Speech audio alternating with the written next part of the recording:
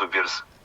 Сегодня я буду обсуждать, как подключить это устройство к вашему автомобилю. Прежде всего обнаружить ABD2 порт в вашем автомобиле. Daihatsu движется порт расположен здесь.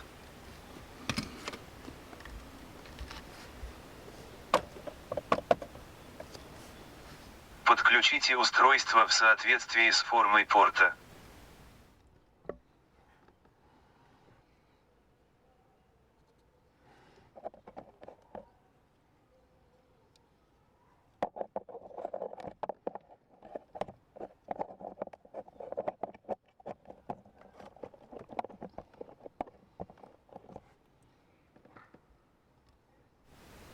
Мощность света будет мигать красным. Теперь включите Bluetooth вашего телефона и поиск OBD2.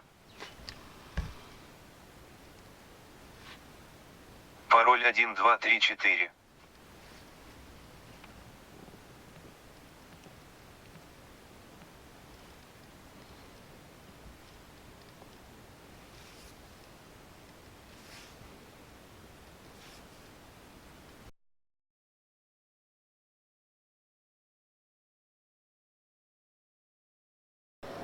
До свидания.